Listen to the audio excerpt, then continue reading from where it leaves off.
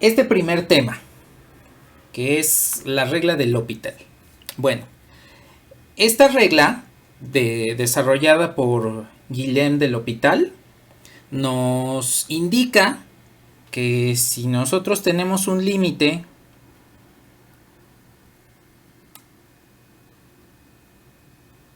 del cociente de funciones f de x entre g de x, y al evaluar directamente nos da la indeterminación de 0 entre 0, o bien también nos puede devolver la indeterminación de infinito entre infinito. Entonces podemos calcular el límite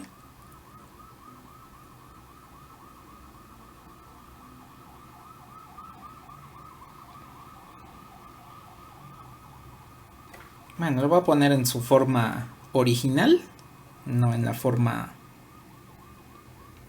digamos así, abreviada. Entonces podemos calcular el límite, ya en su forma calculada, mejor dicho, a partir de las derivadas. Ahora, aquí hay que tomar en consideración una condición importante. Y es que f de a, al evaluar f en a, nos tiene que devolver 0, y al evaluar g en a, nos tiene que devolver 0. Entonces, al momento de que nosotros evaluemos el límite y nos devuelva 0 entre 0, o infinito entre infinito, podemos aplicar esta regla, derivar las funciones tanto en numerador como en denominador, y a partir de ahí pues ya podemos encontrar el límite de la función. Aquí hay que tomar en cuenta lo siguiente: como estamos hablando de derivar las funciones y aquí estamos asumiendo que este límite se obtiene al evaluar directamente las funciones en el valor hacia el cual tiende, pues es la definición de continuidad. Y recuerden, de acuerdo a lo que vieron en cálculo y geometría analítica, que toda función que sea derivable pues va a ser continua. Entonces, precisamente por eso es que están relacionados el evaluar la función con el límite y la derivada, precisamente porque estamos utilizando funciones que son continuas, que son derivables y en consecuencia van a ser continuas. Bueno, la forma en la cual mostramos que esto es cierto, primero viene de esta condición que debemos tener. Esta es la que debemos tomar en cuenta. Ahora, voy a tomar una función h y voy a calcular el límite cuando x tiende a de h de x menos h de a, y voy a dividir entre x menos a. Tomo esta nada más como un modelo. ¿Recuerdan qué es lo que les devuelve este límite? La pendiente, exactamente. La pendiente de una recta tangente en un punto. Es decir, la derivada de h evaluada en el punto A. Entonces, esta precisamente es la definición que conocen como la razón instantánea de cambio.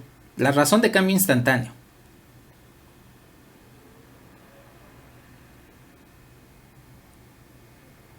Y precisamente esta razón de cambio instantáneo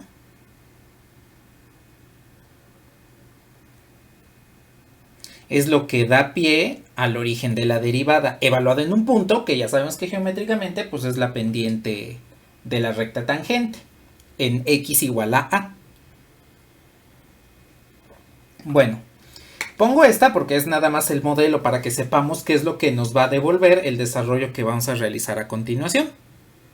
Entonces, aquí nada más abajito voy a reescribir las condiciones que debemos tener.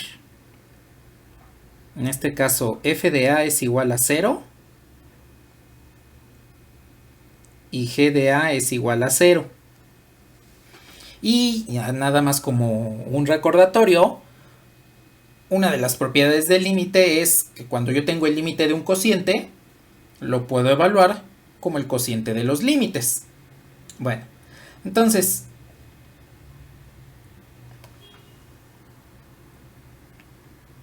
si quiero calcular el límite cuando x tiende a de f de x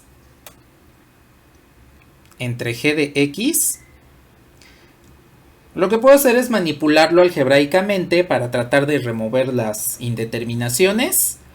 Si no se puede, entonces podemos aplicar lo siguiente. También es una manipulación algebraica, pero encontrando la definición de cambio instantáneo, de razón de cambio instantáneo.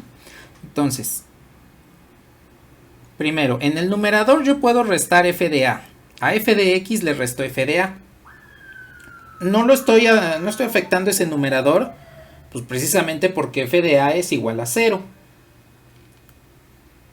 Entonces, lo único que tengo es restar un 0. Ahí solo estoy restando un 0. Puedo hacer lo mismo con g de x, nada más que aquí en lugar de restarle f de a, pues le resto g de a. Que como también es 0, pues g de x menos 0 no lo estoy afectando.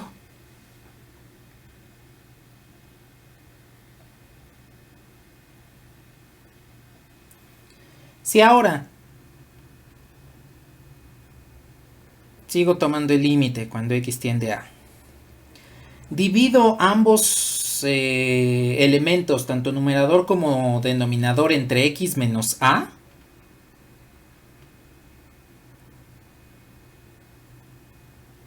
es decir, divido el numerador entre x menos a, y para no afectar el límite,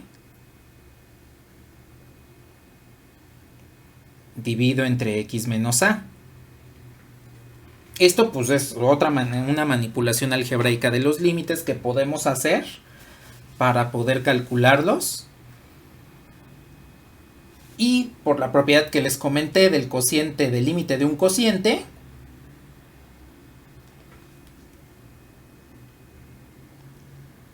tendríamos que el límite de f de x entre g de x, cuando x tiende a, pues es igual a este límite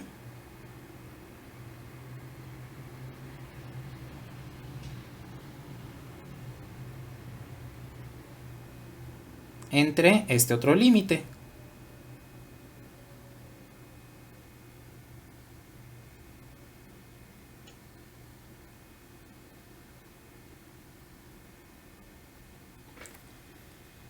Y de acuerdo al antecedente que les comenté hace un momento, de la razón instantánea, de la razón de cambio instantáneo, pues resulta que esta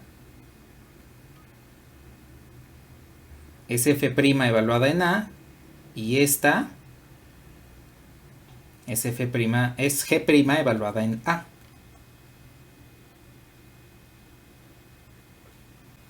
Nos damos noción de que efectivamente cuando tengo una función cociente que al evaluar un límite me devuelve 0 sobre 0, pues entonces puedo ahorrarme la manipulación algebraica y derivar tanto numerador como denominador y evaluar el límite con las derivadas. Me va a devolver en algún momento el valor del límite. Aquí nada más hay que tomar en consideración pues que las funciones son derivables en el valor x igual a para que esto funcione, porque si alguna de las dos derivadas resulta que en ese punto en específico, en ese valor de x específico, no es derivable, pues no podemos aplicar esta regla. Recuerden que es de las condiciones que les comenté al inicio. Estamos asumiendo que las funciones son derivables y en consecuencia pues las funciones son continuas. Bueno, aquí esta regla pues es importante cuando tenemos funciones no tan amigables de tratar al momento de querer evaluar algún límite. Y aquí también debemos realizar una manipulación de tal manera que podamos establecer la indeterminación 0 sobre 0 o infinito sobre infinito. En un momento les comento por qué también es válido en infinito sobre infinito.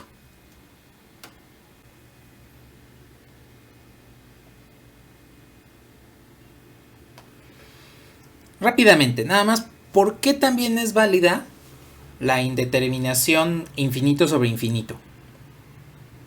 Recordemos nuestras condiciones. F de A es igual a 0 y G de A es igual a 0. Entonces, este límite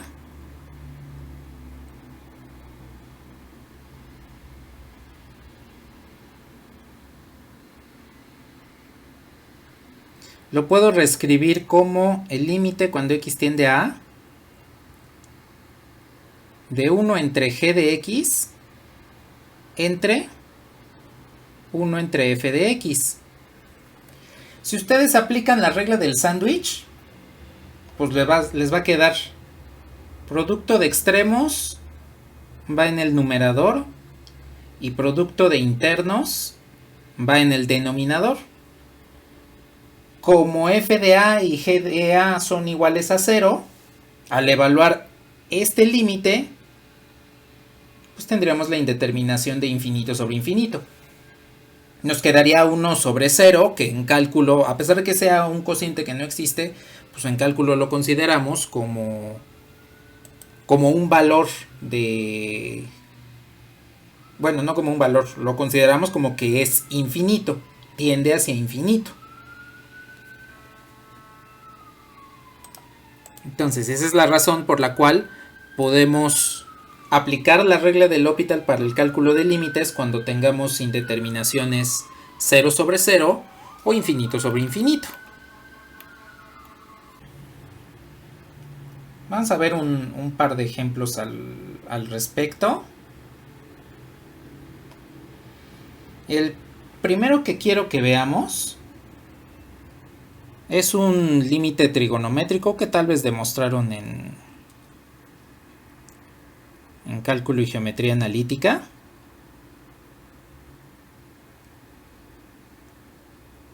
Que es este. 1 menos coseno de x entre x cuando x tiende a 0. ¿Qué valor tiene? ¿Lo reconocen si lo vieron en su curso anterior de cálculo o no? Bueno, ¿se acuerdan qué valor tiene? Este tiene valor de 0. El que tiene valor de 1 es el de seno de x entre x. Ese sí tiene valor de 1 cuando x tiende a 0. Bueno, a ver, este tiene valor de 0. Si ustedes lo evalúan directamente,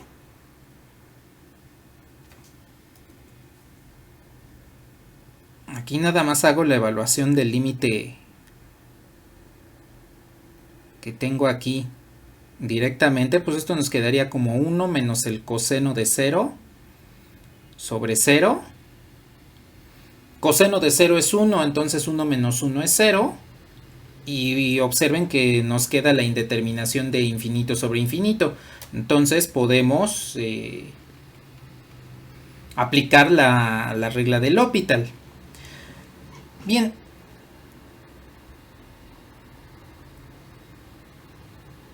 Entonces lo que vamos a hacer es este límite, debido a que nos queda indeterminación de 0 sobre 0, va a ser igual a derivar 1 menos coseno de x y evaluarlo en x igual a 0 entre aquí la derivada de x evaluada en x igual a 0. Ahora, en general, pues lo que también podemos hacer, como es el cociente de dos funciones, cuando derivamos una función, pues nos queda otra función, y de acuerdo a las propiedades de las funciones, podemos realizar la derivada de ambos y después evaluar. Ya una vez que tengamos la derivada, podemos simplificar lo que se tenga que simplificar y después evaluamos. O bien evaluar cada uno de manera independiente. Lo que yo les recomiendo es deriven el numerador, deriven el denominador y al final reduzcan todo lo que tengan en sus derivadas y ya después pueden evaluar. Bueno, a ver, si tengo el cociente de estas derivadas, la derivada de 1 menos coseno de x, la derivada del coseno es el menos seno. Por este menos nos queda más y la derivada de 1 pues es 0. Entonces nos quedaría el seno de x evaluado en x igual a 0 entre la derivada de x pues es 1, evaluada en 0 pues sigue siendo 1. Y cuando yo calculo el seno de 0, al evaluar seno de x en x igual a 0, pues el seno de 0 es 0, entre 1 es 0. Y pues aquí ya mostramos, no es como tal una demostración, es nada más mostrar pues que efectivamente este límite es igual a 0.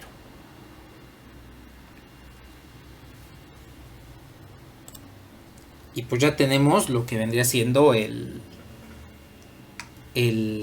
caso de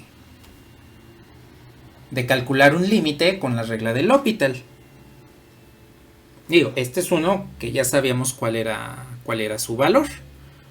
Existen otros límites que no sabemos cuál es su valor, que no podemos hacer una manipulación algebraica para remover las indeterminaciones y es más conveniente que apliquemos la regla del L'Hopital.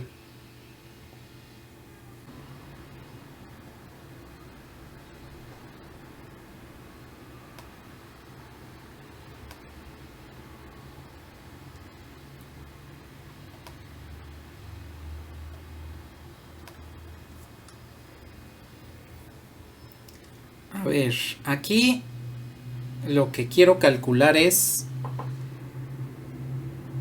el límite cuando x tiende a menos infinito de x por e a la x.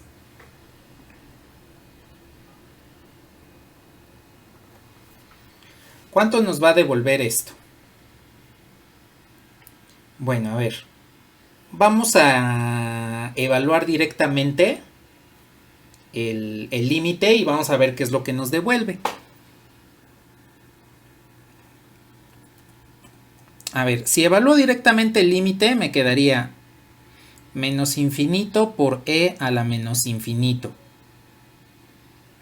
Esto es lo mismo que menos infinito por 1 entre e a la infinito. Y esto es lo mismo que menos infinito por 0. Porque 1 entre infinito pues vendría siendo por definición 0. Y tengo la forma indeterminada de infinito por 0. Esta no la puedo resolver mediante la regla del L'Hopital directamente. Entonces, lo que debemos hacer a continuación es tratar de modelar esta, manipular algebraicamente la función para que nos devuelva o la indeterminación 0 sobre 0 o la indeterminación de infinito sobre infinito.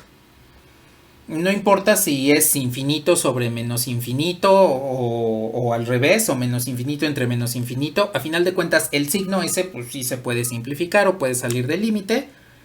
Y pues nos interesa más que nada que nos quede 0 sobre 0 o infinito sobre infinito. Bueno, entonces aquí no puedo trabajar con esta. Lo que voy a hacer es manipular la función. Pero antes de manipularla,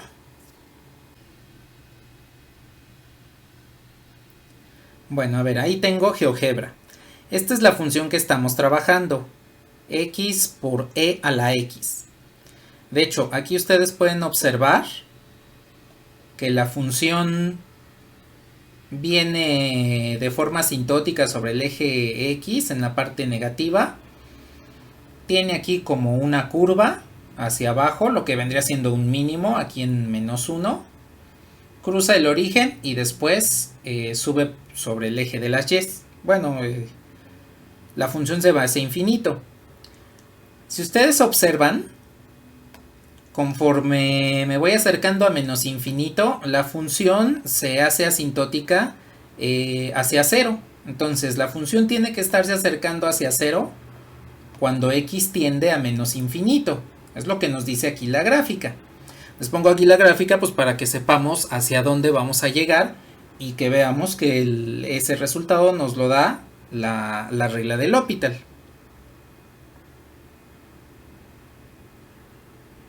Bueno, entonces de inicio no puedo evaluar aquí la función. Ya sabemos que este límite nos tiene que devolver 0. Entonces lo que voy a hacer es esta manipulación. Generalmente cuando tratamos este tipo de límites, lo que más nos ayuda es revertir la regla del sándwich.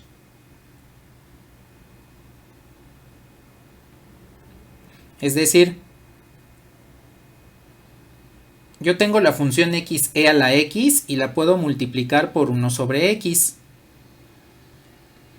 entre 1 sobre x. Multiplico y divido precisamente para no afectar al límite. Entonces, en este caso el límite me quedaría cuando x tiende a A. Pues esta x se simplifica con esta x antes de evaluar el límite. Y me quedaría como e a la x entre 1 sobre x.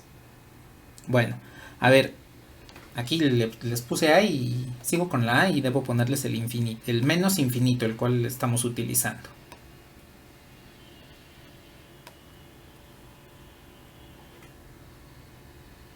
Menos infinito, menos infinito, menos infinito.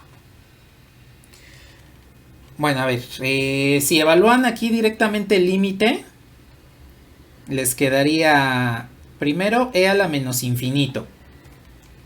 Y eso es lo mismo que 1 entre e a la infinito. Entre 1 entre menos infinito. El menos lo voy a poner por arriba y me quedaría 1 entre infinito. Entonces, este cociente sería 0 y este cociente también sería 0. Observen que ya tenemos la forma indeterminada que necesitamos. Con esto, pues ya podemos establecer cuál es la manipulación correcta para que podamos aplicar la regla de L'Hopital. Aquí también hay que considerar que si en un inicio no nos devuelve la función que queremos, pues entonces debemos considerar el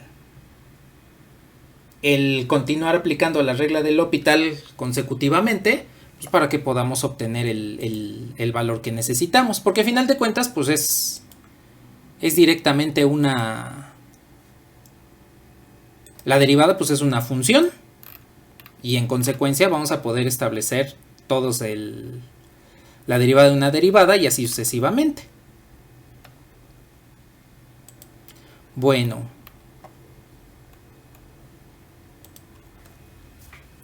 entonces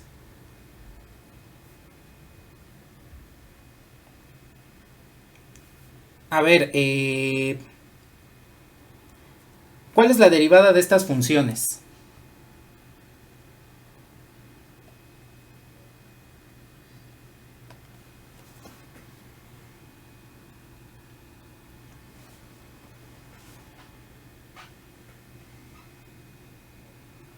Ajá.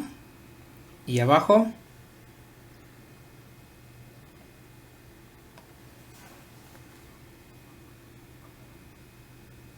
Ajá.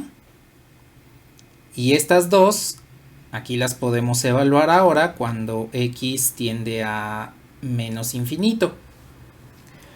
Dense cuenta que vamos a seguir obteniendo consecutivamente la indeterminación 0 sobre 0. De hecho, si tomamos en cuenta que las siguientes derivadas, es decir, volvemos a aplicar la regla del L'Hopital con estas dos funciones, vamos a seguir obteniendo 0 sobre 0. Entonces, cuando nos sucede eso, podemos regresar un poquito en los pasos anteriores y manipular la función de otra manera. Por ejemplo, ¿qué sucede si en lugar de multiplicar por 1 sobre x, como lo hice aquí, multiplico por e a la menos x y divido entre e a la menos x? Vamos a seguir obteniendo la indeterminación, solamente que en lugar de 0 sobre 0 tendríamos infinito sobre infinito, ¿sí? Entonces, cuando tengamos funciones de este tipo, en las cuales con una manipulación no nos ayuda a encontrar el límite, porque aquí nos seguiría quedando la indeterminación de 0 sobre 0, entonces podemos manipularla nuevamente, pero ahora con en este caso con e a la menos x, ¿sí? Dense cuenta que es algo similar a lo que hicimos en la integración por partes, cuando seleccionábamos u y diferencial de v. Si nos quedaba más complicada la integral, pues nos regresábamos e intercambiábamos los papeles.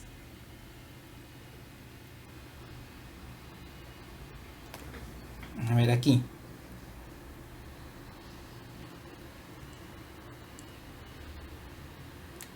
El límite cuando x tiende a menos infinito de x por e a la x,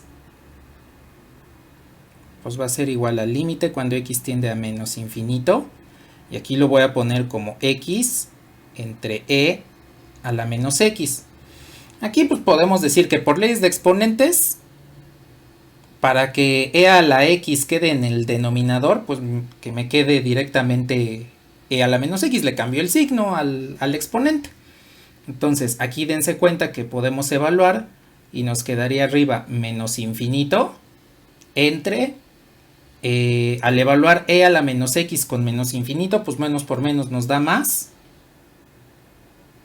Esto nos queda e a la infinito y este pues es infinito. Entonces nos queda infinito sobre infinito. Podemos aplicar la regla del L'Hopital aquí también. Bueno, derivemos. La derivada de x pues ya me devuelve 1. Entre la derivada de e a la menos x, pues es menos e a la menos x. Y esto lo vamos a evaluar cuando x tiende a menos infinito. Aquí en consecuencia me va a devolver 1 entre el signo negativo, pues que se quede ahí, no va a pasar absolutamente nada por el signo negativo. Y cuando evalúo e a la menos infinito con menos infinito, menos por menos es más, pues nos queda e a la infinito, que como lo comentamos arriba,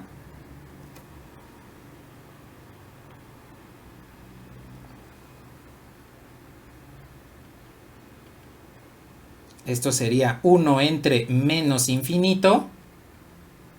De hecho, el menos lo podemos remover del denominador.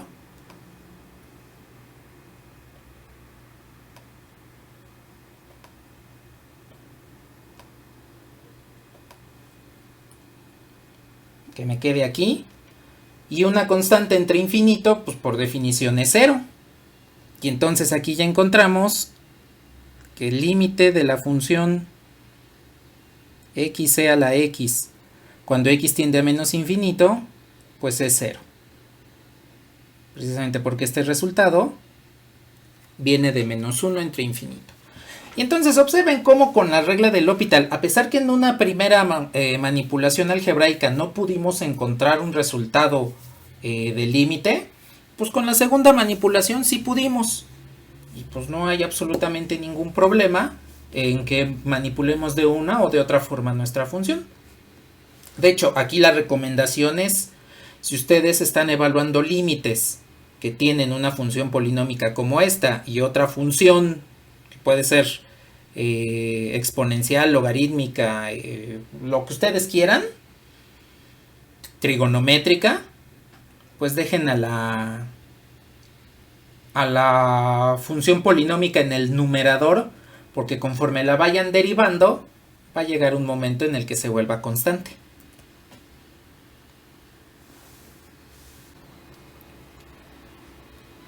Y pues vamos a revisar, ahora sí algo que es más del curso de cálculo integral.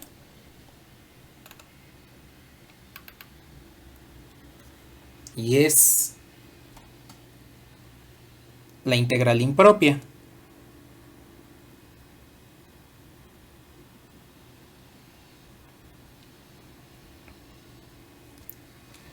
Bueno, pues hemos visto qué es la integral, cuáles son algunos métodos de integración, los más básicos, cuál es el significado de la integral.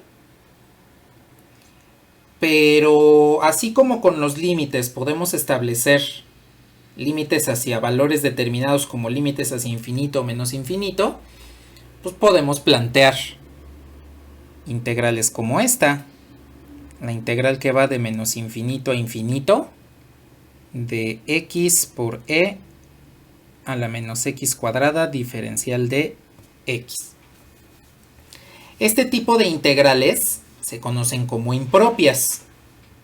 Y hay de dos tipos. Este es el primer tipo.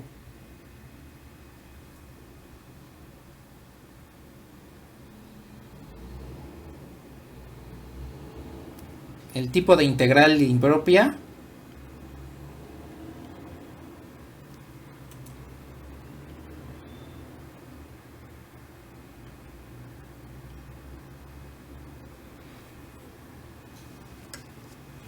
que tiene un intervalo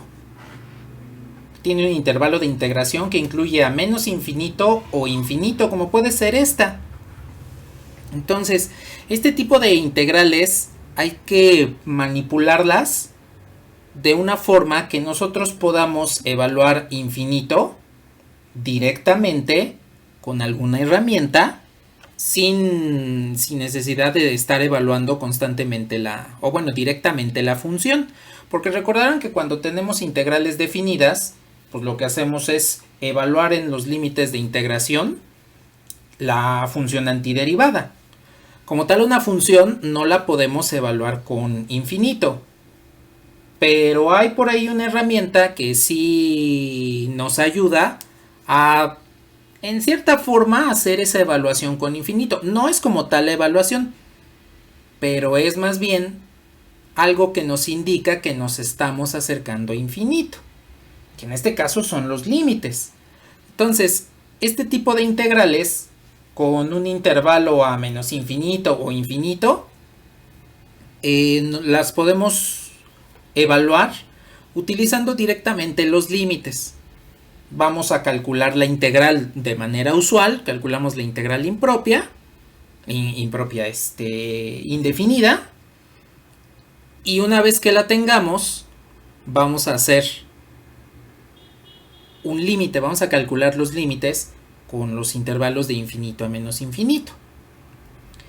Ahora, aquí, para mayor comodidad, lo que podemos hacer es aplicar la segmentación. Podemos segmentar esta integral en dos subintervalos, uno que contenga el límite infinito y el otro que contenga el límite a menos infinito. Entonces, por ejemplo, esta integral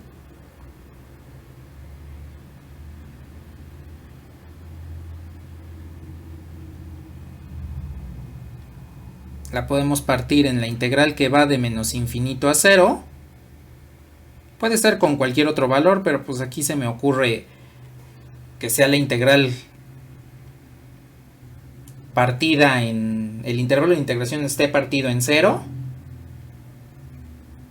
Y le sumamos la integral que va de 0 a infinito de x a la menos x cuadrada diferencial de x. Entonces, Esta integral pues ya la partimos en dos. Es la misma, o sea, nada más vamos a tener que hacer una integración. Pero vamos a poder calcular dos límites. ¿Cómo lo hacemos? Es algo muy simple. Voy a poner esta integral en color amarillo. Entonces, si yo calculo la integral que va de menos infinito a 0 de esta función,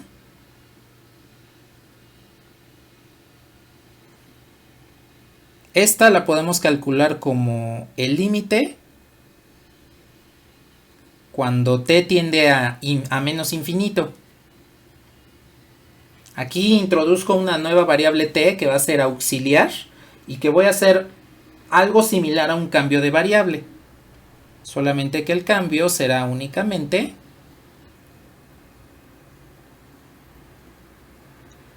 en el límite del intervalo de integración que contiene infinito. Entonces aquí ustedes pueden observar que podemos realizar esta integral de manera usual, es una integral definida de manera usual, y al resultado le podemos calcular el límite cuando t tiende a menos infinito. ¿Sí? Aquí la necesidad de cambiar por una variable y separar las integrales es para que cada parte de la integral podamos evaluarla con cada resultado con un límite diferente y no evaluar dos límites al mismo tiempo, porque esto no es una función multivariable. Entonces aquí la utilidad es de que pues nada más hacemos una vez la integral y ya después calculamos dos límites. Entonces, para el otro caso, que lo voy a hacer en color cian, tendría la integral de 0 a infinito de xc a la menos x cuadrada diferencial de x, y esto vendría siendo el límite cuando u tiende a infinito de la integral de 0 a u de la función. Entonces calcularíamos estos dos límites para saber cuál es el valor que vamos a encontrar. Pues a ver, en color blanco voy a resolver la integral que tengo aquí y después voy a calcular los límites. Bueno, voy a evaluar las integrales y voy a calcular los límites. Entonces directamente tengo aquí la integral xe a la menos x cuadrada diferencial de x. Y lo puedo hacer por un cambio de variable. Puedo decir que u es igual a menos 2x. Menos x cuadrada. Y en consecuencia la diferencial de u es igual a menos 2x diferencial de x. Y puedo dividir entre menos 2 para que me quede menos 1/2 de diferencial de u es igual a la x diferencial de x.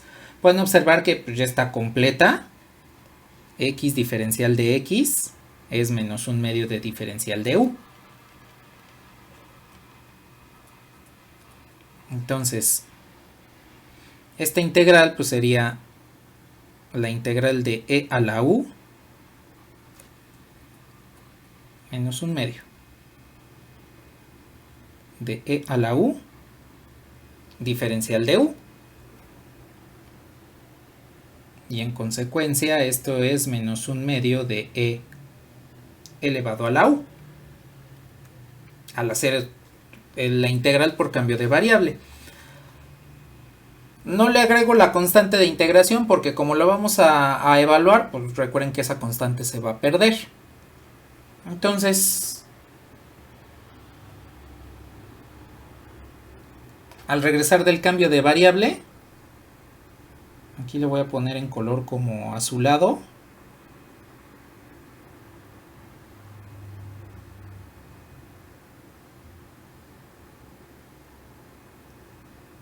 Esto me va a quedar como menos 1/2 de e a la menos x cuadrada. Y en consecuencia, la integral que estamos trabajando de menos infinito a infinito de x e a la menos x cuadrada diferencial de x va a ser en color amarillo, pues el límite cuando t tiende a menos infinito, de menos 1/2 de e a la menos x cuadrada, evaluado desde t hasta 0, que es precisamente ya la integral resuelta que tengo aquí arriba. Esta integral resuelta ya la estoy evaluando de t a 0, cuando t tiende a menos infinito.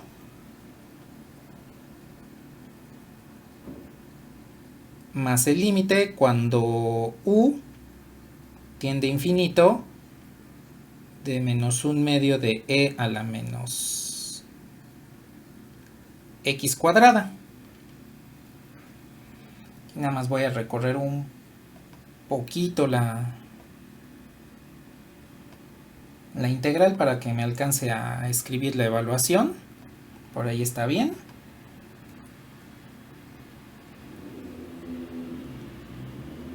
Evaluada desde 0 hasta u.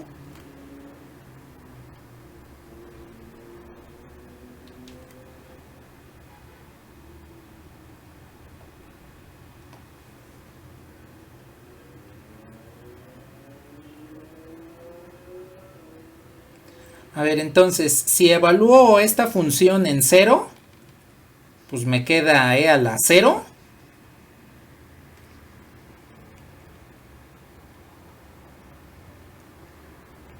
Y esto es menos 1/2 por 1.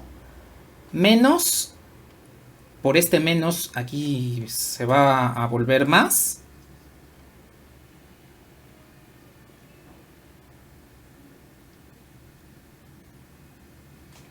Un medio de e a la menos t cuadrada.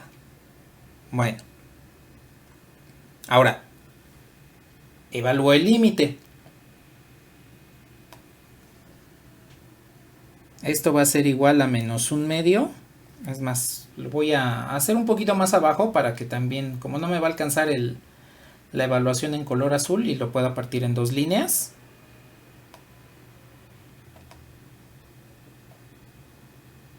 Lo voy a dejar por aquí.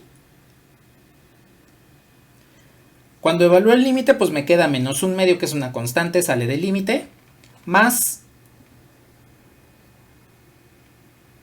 1/2 de e a la menos infinito al cuadrado. Entonces, menos por menos, pues es más. Infinito al cuadrado, pues es infinito. Y debido a que e a la menos infinito es igual a 1 entre e a la infinito, pues esto, como lo vimos en el ejemplo del L'Hopital, es igual a 0.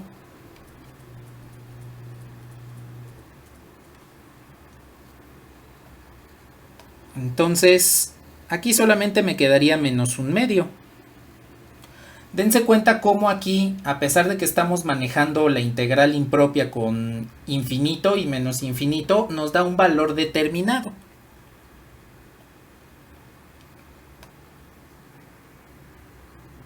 Ahora evalúo el otro, más el límite cuando x tiende a infinito. En este caso va a ser, el límite superior es u. Aquí estoy tomando en consideración que el límite superior es u. Bueno, aquí le puse x tiende a infinito, este es u. Cuando u tiende a infinito, de menos 1/2 e a la menos u cuadrada, que sería evaluar esta función en el límite superior de integración u, menos, por este menos es más, e a la menos x cuadrada elevado a la 0, pues es e a la 0, que es 1, y es más 1/2.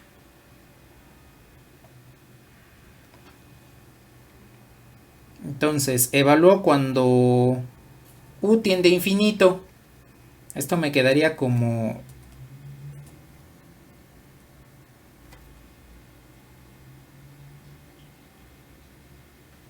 menos un medio de e a la menos infinito, porque infinito elevado al cuadrado pues es infinito, y por el signo negativo me queda menos infinito,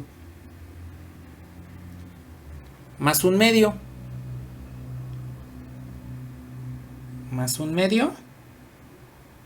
y el valor de nuestra integral pues es 0. Y ya hemos calculado esta integral impropia. Aquí ustedes pueden darse cuenta que nos dio un valor en específico. Hay ocasiones en las cuales no nos devuelve un valor en específico. Y entonces vamos a estar hablando de lo que se conoce como convergencia. Convergencia de la integral.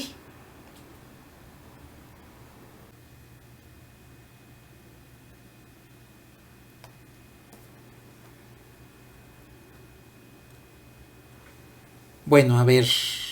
Aquí nada más vamos a ver un tipo más de integrales impropias. De hecho es el segundo tipo. El primer tipo lo vimos cuando el intervalo de integración involucra a infinito o a menos infinito. Y el siguiente tipo de integral impropia, o el segundo tipo de integral impropia, es este. Tengo, por ejemplo, la integral de 0 a 4 de x cuadrada menos 9. Bueno, x entre x cuadrada menos 9, diferencial de x.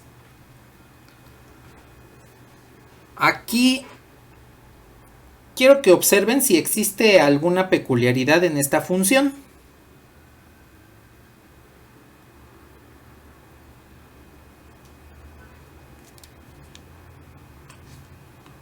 Que no es continua exactamente. Cuando nosotros observamos esa función y calculamos su dominio, resulta que su dominio son todos los números reales excepto 3 y menos 3. Y resulta que x igual a 3 se encuentra en el intervalo de integración, porque aquí estamos integrando de 0 a 4. Aquí la función no puede tomar el valor de 3 ni de menos 3, y resulta que este 3 pues se encuentra precisamente en el intervalo de integración. Entonces, este es un tipo de integral impropia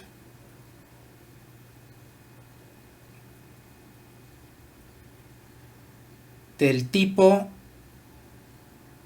integrando discontinuo.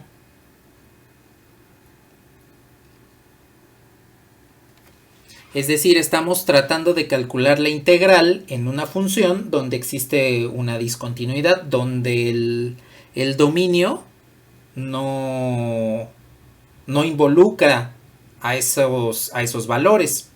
Entonces, aquí vamos a aplicar lo mismo que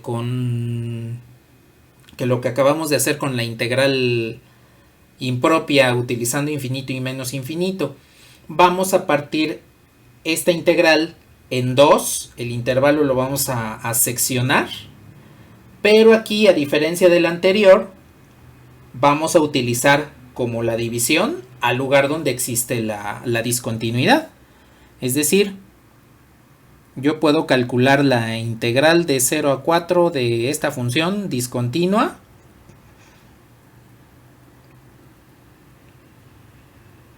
como la integral que va de 0 a 3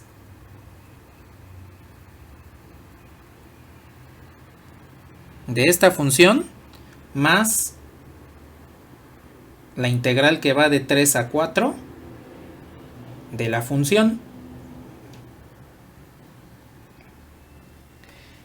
Y entonces, aquí en lugar de calcular los límites, como lo hicimos en el caso anterior de cuando la variable, una nueva variable introducida para calcular el límite tiende a infinito o menos infinito, aquí vamos a ver qué es lo que sucede cuando la integral, el resultado de la integral, tiende hacia 3.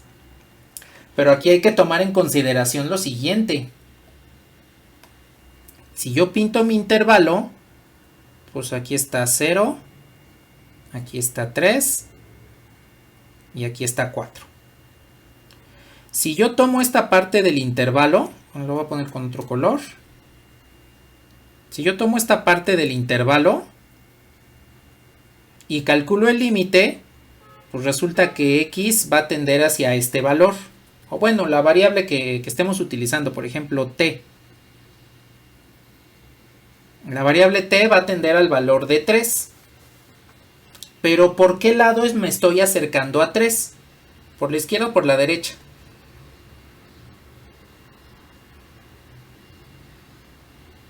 Por la izquierda, entonces tomo el límite lateral por la izquierda. Cuando calcule la integral de este lado, entonces tomaré el límite cuando t tienda a 3, pero por la derecha.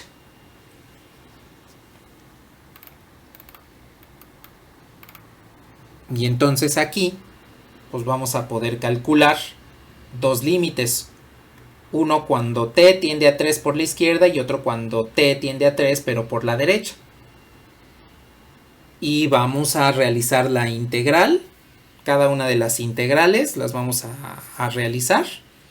Las vamos a evaluar y vamos a calcular sus límites. Aquí nada más les adelanto.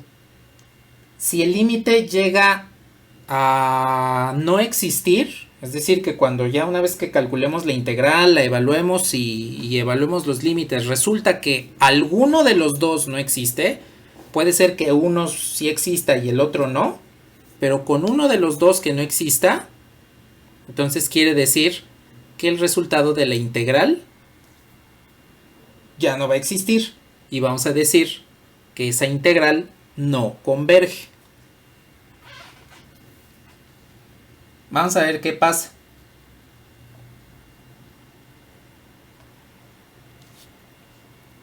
Voy a calcular primero la integral de la función.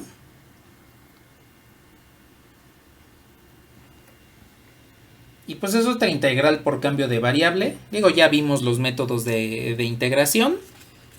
Entonces aquí ya puedo utilizar la mejor forma, la forma más eficiente para integrar, que en este caso pues es por un cambio de variable. Digo que u es igual a x cuadrada menos 9, entonces la diferencial de u es 2 veces x diferencial de x.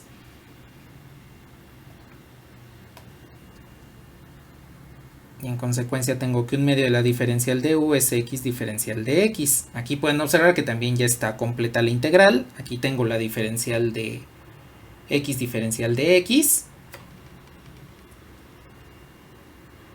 Y entonces esta integral vendría siendo la integral de 1 entre 2u por diferencial de u. En consecuencia aquí tendría que la integral de diferencial de u entre 2u pues es un medio del logaritmo natural del valor absoluto de u.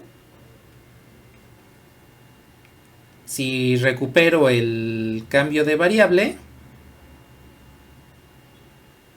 pues el resultado de la integral es un medio del valor absoluto de x cuadrada menos 9, todo eso en valor absoluto. Y con esto pues ya podemos calcular los límites. Nada más voy a calcular de hecho un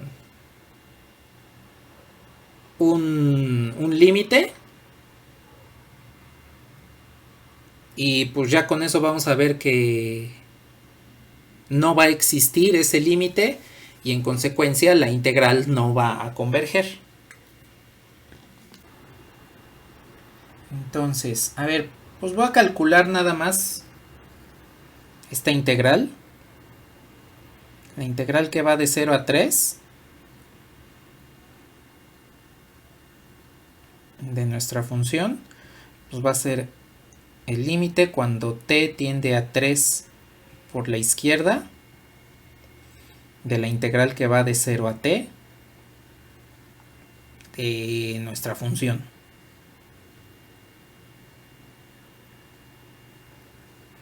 Como ya calculamos la integral,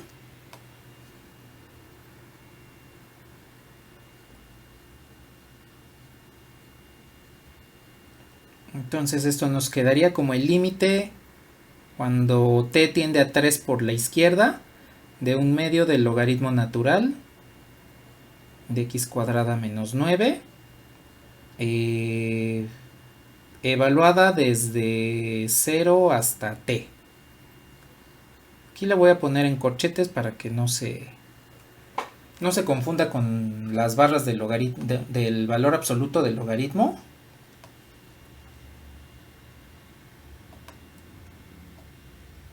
Entonces evalúo la función.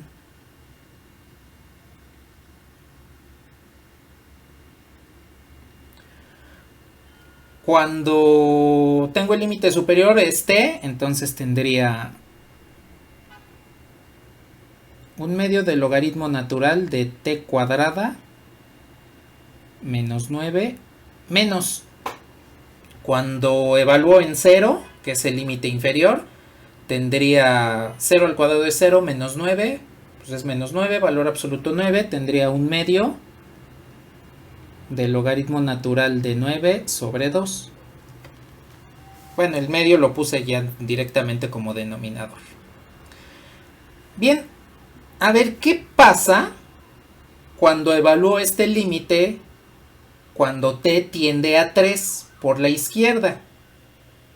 Lo puedo evaluar aquí directamente.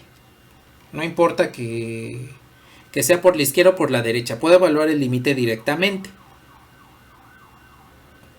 Al evaluar el límite me quedaría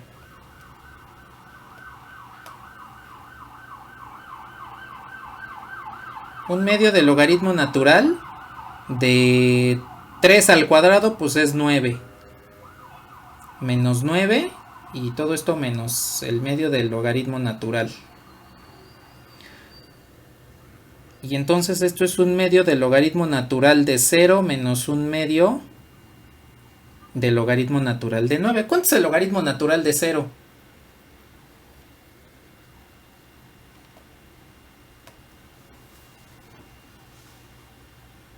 No está definido exactamente, no existe el logaritmo natural de 0.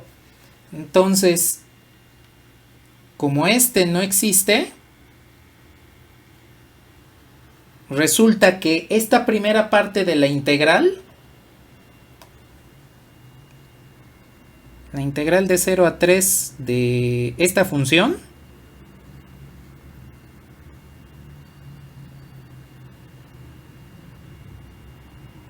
no converge. No puedo tener un resultado. El resultado no existe como tal. Y entonces esta primera parte de la integral no converge y en consecuencia la integral completa no converge. Porque esto es como las series. Recuerden que cuando vimos series, si encontrábamos que la suma de dos series, una no converge y la otra sí, pues automáticamente el resultado no converge. Entonces, en este caso, esta integral impropia no converge.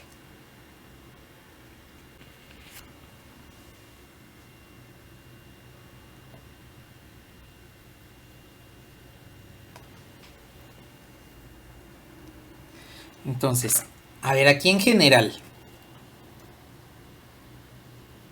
yo tengo una integral desde a hasta b de f de x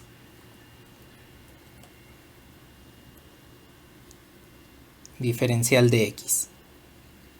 Esta va a ser una integral impropia, donde b puede tener uno de dos casos, o incluso los dos casos también. Puede ser uno en b y otro en a, pero aquí nada más voy a tomar el intervalo b. Puede también aplicarse hacia a. El primero es que tengo que b es menos infinito o bien es infinito.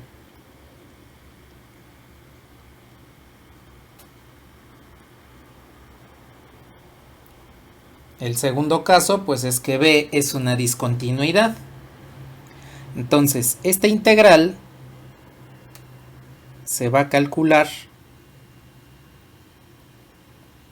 aplicando el límite cuando t tiende hacia b de la integral de a t de f de x diferencial de x.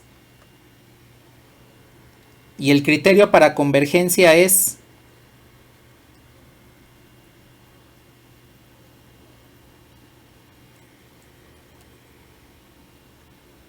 si el límite no existe,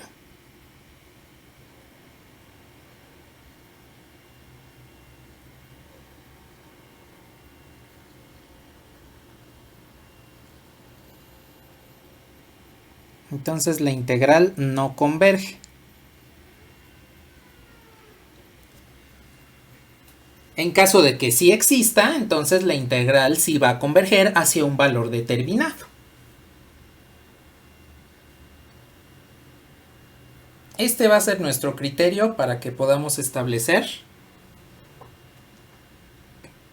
cuando una integral impropia converge y cuando no converge. Converge pues cuando el límite de la integral sí existe, y no converge cuando el límite no existe.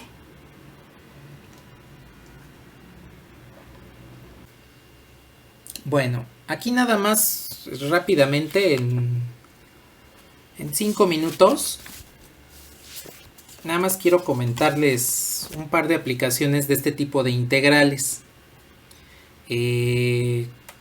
La razón pues es porque para los integrales que hemos realizado hasta el momento antes de las integrales impropias, pues es muy rápido encontrar aplicaciones, ¿no? Como hemos visto del volumen de revolución, de el área bajo la curva, la longitud de arco. En cálculo vectorial van a ver cómo con una integral pueden calcular el trabajo realizado por un móvil a través de un campo de fuerzas, van a calcular flujo, van a calcular superficie, van a calcular algo que se llama circulación con integrales. Pero pues las integrales impropias, por ejemplo las de infinito, decimos pues eso, ¿por qué existe o para qué sirve? Entonces son dos aplicaciones que son muy rápidas de comprender y que incluso las van a utilizar en asignaturas posteriores. La primera pues es la función de distribución normal que se usa en estadística y probabilidad.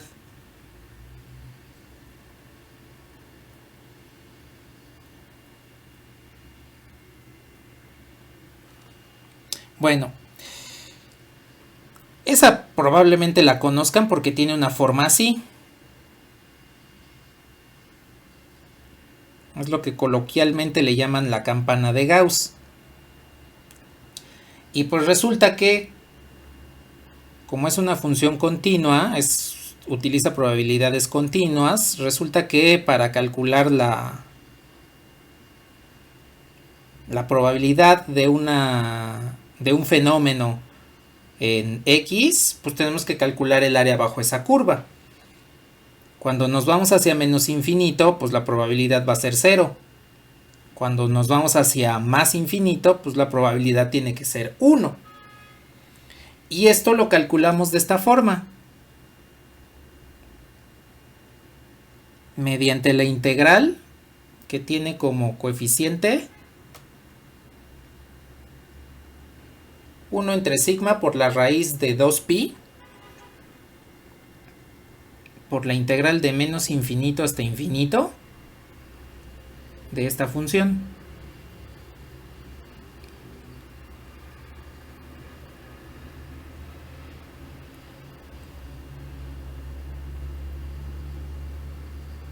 U es nada más la variable de integración. Y en este caso,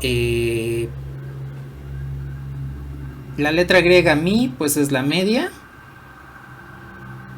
Y la letra griega sigma pues es la desviación estándar.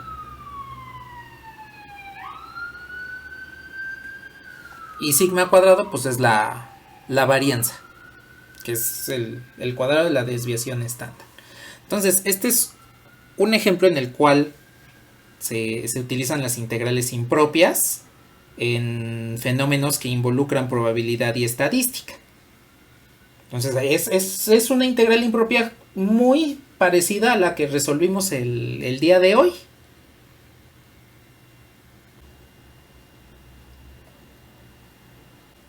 Y aquí una segunda aplicación rápida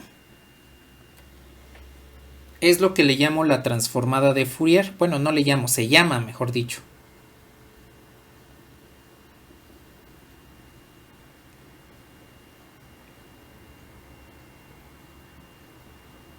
Tal vez hayan escuchado de ella.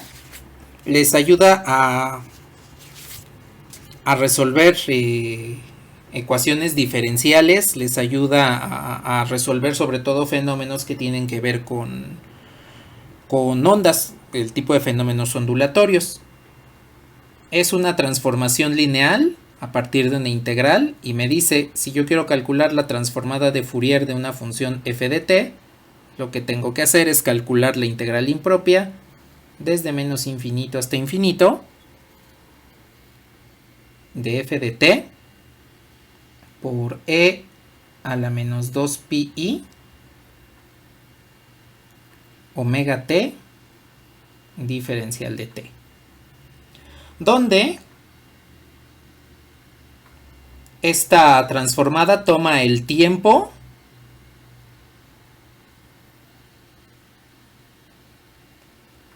y la función que está definida en el tiempo la pasa al dominio de la frecuencia.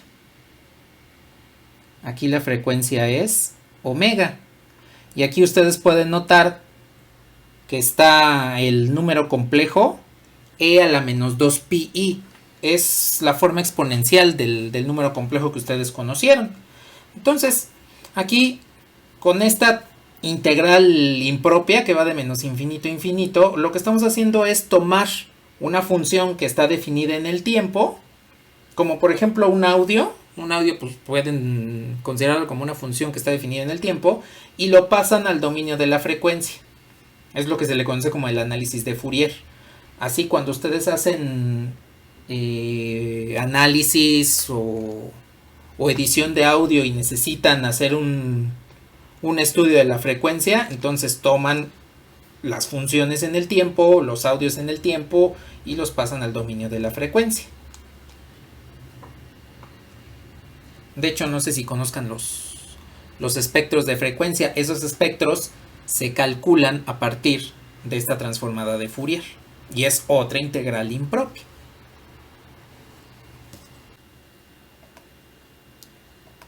Entonces, por último, ya para que terminemos la sesión del día de hoy, es una introducción a lo que sería el sistema de coordenadas polares, que en esencia ya lo han manejado más que nada en álgebra, no como coordenadas tal cual, pero lo han manejado con la forma trigonométrica del número complejo. En el sistema tradicional XY podemos ubicar un punto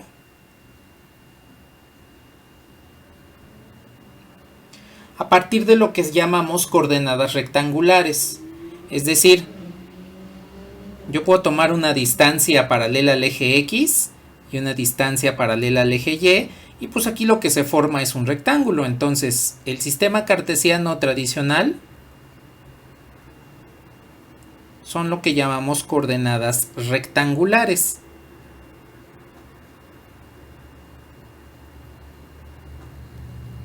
Bueno, eso es útil cuando estamos manejando, por ejemplo, las parábolas. Las parábolas las podemos manejar en coordenadas rectangulares sin mayor complejidad. Cuando estamos manejando sobre todo la recta, es útil manejar el sistema de coordenadas rectangulares.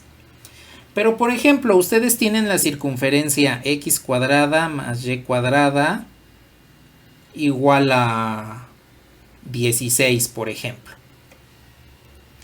Aquí, este tipo de ecuaciones ya no es tan fácil manejarlas en el sistema rectangular. Y pues la razón es porque como tenemos una circunferencia, la circunferencia pues es una curva, es suave, no es tan natural manejarla en coordenadas donde estamos manejando un largo y un alto, como serían las coordenadas rectangulares. Entonces, podemos definir un nuevo sistema de coordenadas a partir de un centro, porque pues si estoy hablando de una circunferencia, pues la circunferencia tiene un centro, que puede ser el origen, como es el caso de esta circunferencia.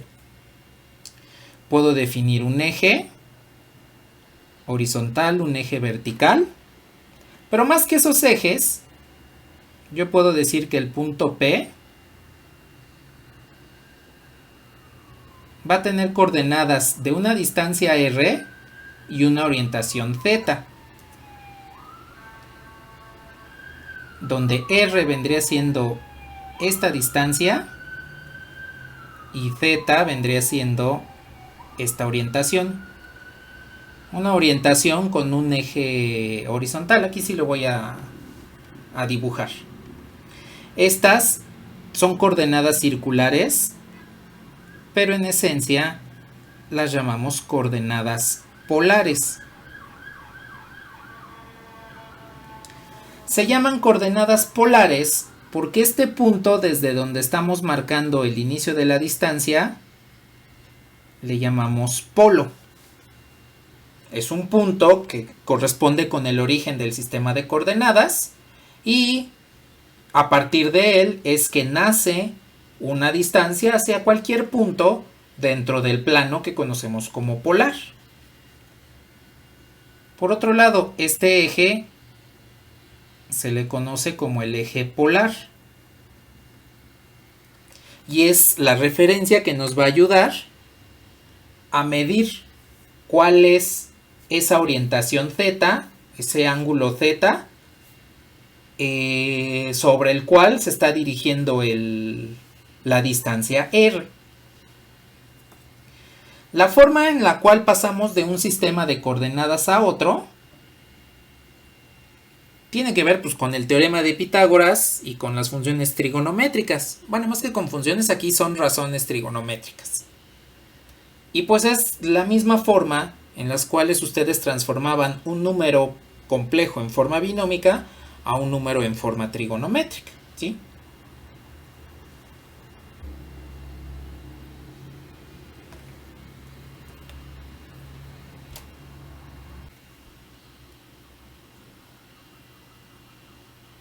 Ahí están. Entonces aquí tengo XY. Bueno, por un lado, un punto lo puedo representar por esta distancia r y este ángulo z. Aquí ustedes pueden observar que tengo un cateto adyacente a z sobre x y un cateto opuesto a z sobre y. Y pues se forma un triángulo rectángulo. Aquí voy a decir que este es x y voy a decir que este es y. Bien. Pues entonces, aquí puedo establecer lo siguiente. Como es un triángulo rectángulo el que se me forma aquí, puedo aplicar el teorema de Pitágoras, donde r cuadrada pues es igual a x cuadrada más y cuadrada. Dense cuenta que ahí tengo la ecuación de precisamente una circunferencia y entonces el sistema de coordenadas polares es idóneo para representar circunferencias. Tomo la raíz y r es igual a x cuadrada más y cuadrada, todo esto raíz. En el caso de z, pues tengo a x y y como los catetos que forman al ángulo z. Yo puedo tomar la tangente de este ángulo, que es cateto opuesto sobre cateto adyacente, y despejo z es igual al arco cuya tangente es y sobre x. Y bien, pues con esto tengo una forma para pasar de las coordenadas polares a las coordenadas cartesianas. Entonces, esta y esta me ayudan a pasar un punto en coordenadas polares a un punto en coordenadas cartesianas.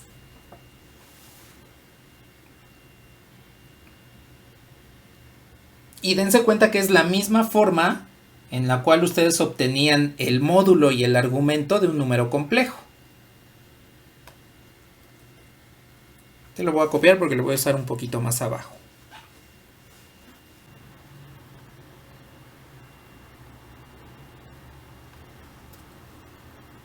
A ver, aquí tengo la figura nuevamente.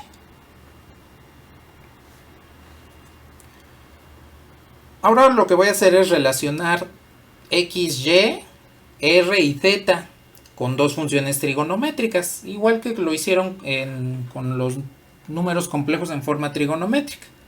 Si yo calculo el coseno de z, entonces es cateto adyacente sobre hipotenusa, de tal forma que puedo despejar x y esto me quedaría como r coseno de z.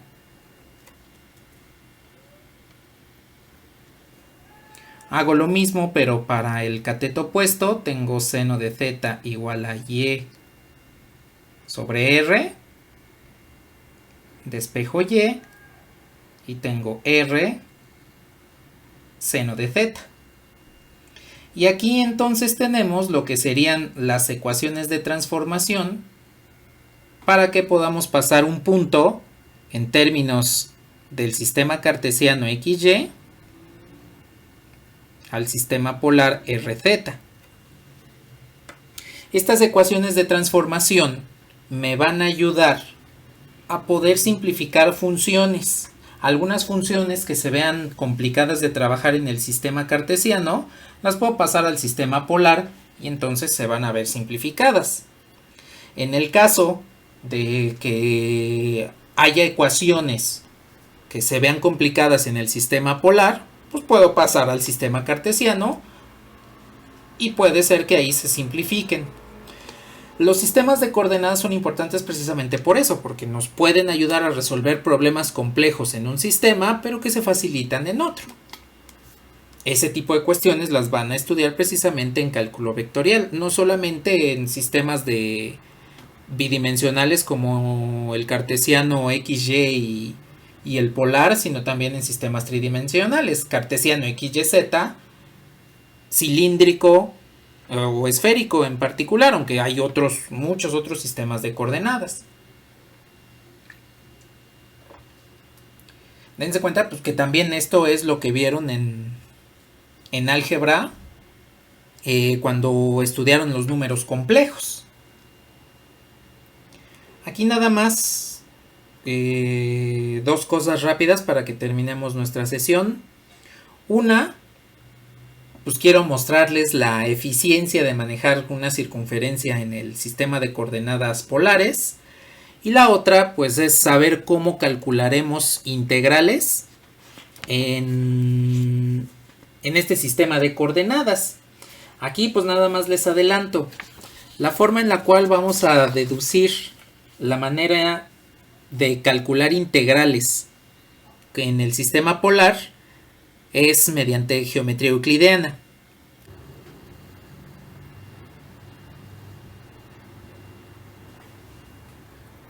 Tengo la ecuación de mi circunferencia. X cuadrada más y cuadrada igual a 16. Bueno. Recordemos que estas son las ecuaciones para pasar de XY a RZ. Entonces, estas dos que tengo aquí las voy a sustituir aquí abajo y voy a simplificar lo más posible. Entonces sustituyo R coseno de Z por X y R seno de Z por Y. Y esto me queda así. X cuadrada pues es R cuadrada coseno cuadrado de Z más Y cuadrada pues es R cuadrada seno cuadrado de Z. Esto sigue siendo igual a 16. puedo simplificar, factorizar, mejor dicho, r cuadrada para que me quede coseno cuadrado más seno cuadrado. Esto sigue siendo igual a 16. Pues tengo la identidad pitagórica fundamental, coseno cuadrado más seno cuadrado. Y esto me devuelve r cuadrada es igual a 16. Como r viene de la raíz que tengo hasta acá arriba, esta, pues es un número positivo, porque es la distancia que hay desde el polo. Lo voy a subir aquí un poquito rápido. Es la distancia que hay desde el polo del sistema de coordenadas polares hasta el punto que estoy trabajando. Entonces, al ser una distancia es un número positivo. Puedo tomar la raíz cuadrada y resulta que una circunferencia con centro en el origen, aquí observen que la circunferencia tiene centro en el origen, la puedo representar únicamente por el radio. Dense cuenta que pues precisamente este es la raíz de este. Y en la circunferencia pues tenemos ahí r cuadrada, x cuadrada más y cuadrada igual a r cuadrada. Y pues la circunferencia con centro en el origen solo la puedo representar con el radio.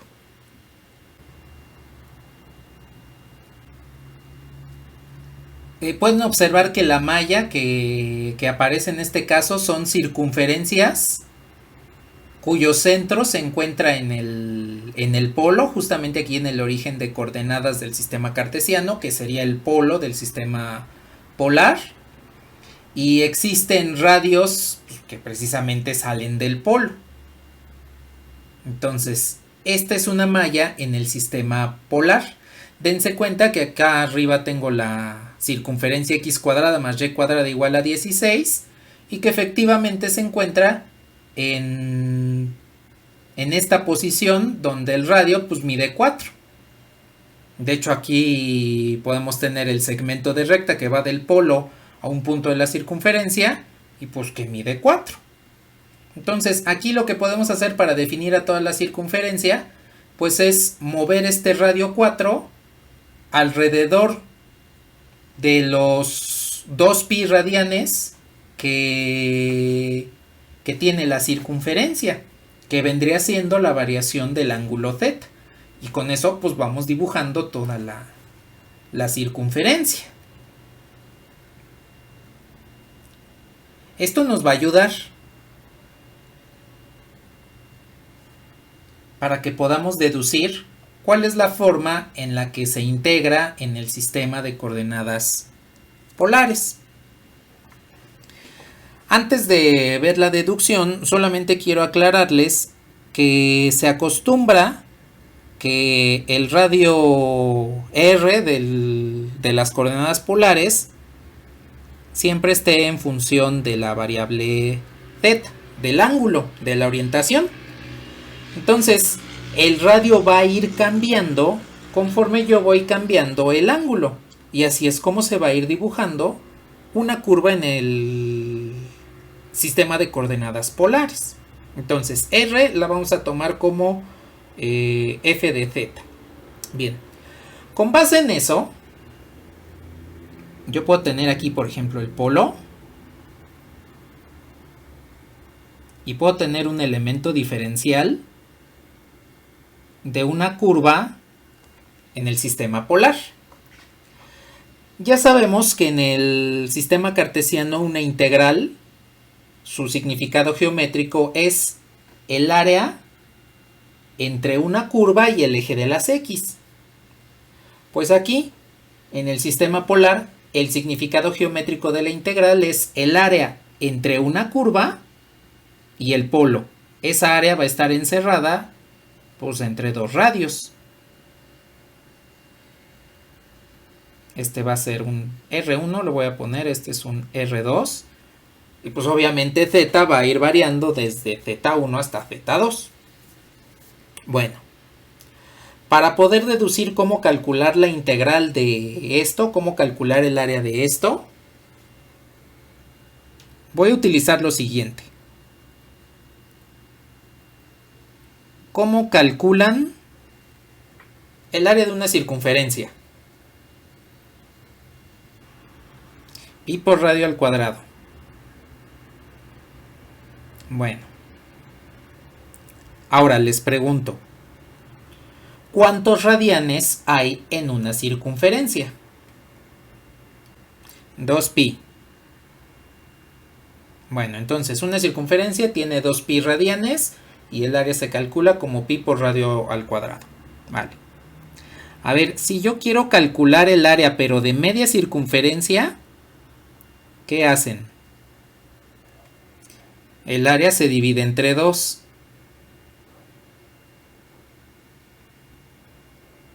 Y el número de radianes que hay en media circunferencia pues es pi. Si ahora yo quiero calcular el cuarto de una circunferencia, entonces el número de radianes que hay en un cuarto de circunferencia es pi medios. Y para calcular el área de ese cuartito de circunferencia, pues el área la divido entre 4.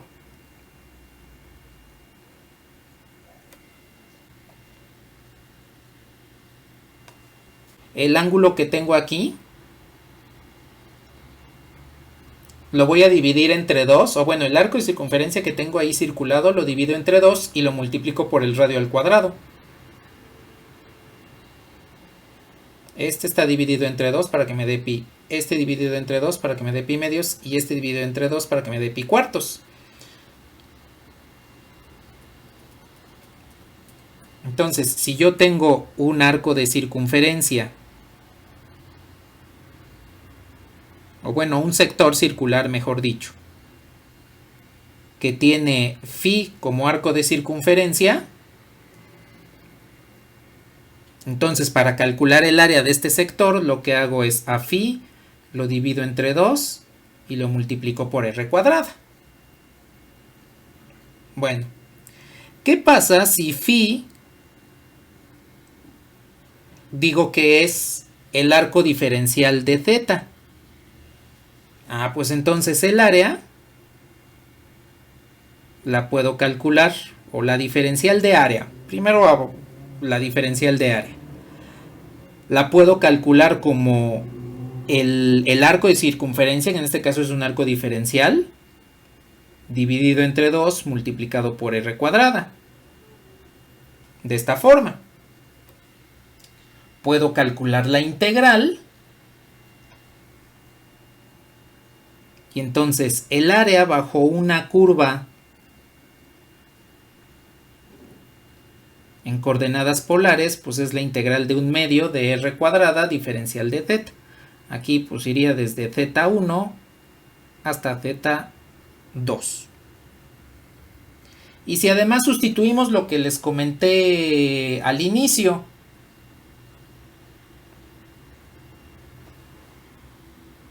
que en el sistema de coordenadas polares r lo ponemos en función de θ, eso quiere decir que para calcular una integral en coordenadas polares, lo que hago es calcular 1/2 de la integral de f de θ elevado al cuadrado diferencial de θ. Y con esto pues tenemos la integral definida e indefinida en el sistema de coordenadas polares. Les recuerdo, la formalización de esto lo van a ver cuando en cálculo vectorial analicen lo que son las integrales dobles y el cambio de coordenadas en funciones vectoriales, que en este caso sería cambio de coordenadas cartesianas a polares o viceversa, utilizando algo que se conoce como factores de escala, jacobiano y vectores unitarios.